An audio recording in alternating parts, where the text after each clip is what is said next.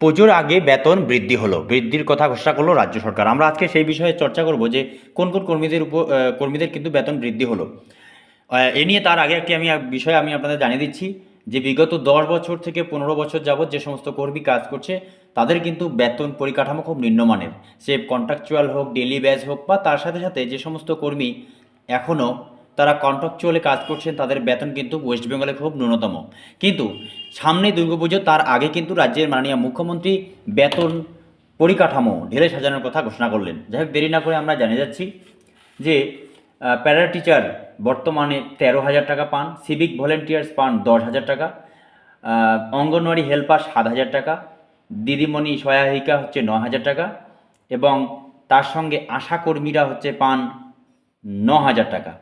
এবং তার সাথে সাথে কিন্তু বেশ কিছু সামঞ্জস্যতা রয়েছে। যেমন এখানে একটি বিষয় পরিষ্কার যে রাজ্যের মুখ্যমন্ত্রী বেতন পরিকাঠামো যে ঘোষণা করেছেন তার মধ্যে হচ্ছে 2013 সালে যাদের বেতন ছিল 7,722 টাকা, এখন তা বাড়িয়ে হলো 18,066 টাকা।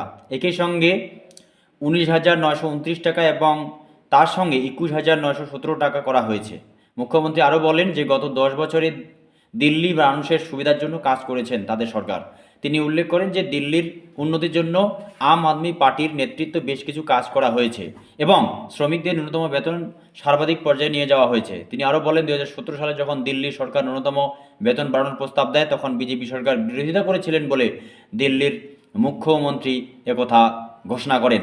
তাই প্রশ্ন হচ্ছে, যদি দিল্লি পারে তাহলে বাংলা পারে না কেন? এই মুহূর্তে কিন্তু পরিস্থিতি যে ভয়ানককে আকার ধারণ করছে, তার মধ্যে কিন্তু খুব নিম্নমানের বেতন, যেমন প্যারা টিচার 13,000 টাকা, সিভিক ভলেন্টিয়ার্স 10,000 টাকা, প্রায় 12 বছর অস্থায়ী পদে রয়েছে, প্যারা টিচার 15 বছরের বেশি থেকে অস্থায়ী পদে রয়েছে, তার সঙ্গে অঙ্গনওয়াড়ি তারা বহুদিন ধরে যাবতে কাজ করছে, মাত্র 7,000 এবং 9,000 টাকা বেতন, এবং তার সঙ্গে আশাকর্মী। আশা করি দিল্লি যদি পারে তাহলে এ রাজ্যে পশ্চিমবঙ্গ সরকার পারে না কেন? আজ এ পর্যন্তই।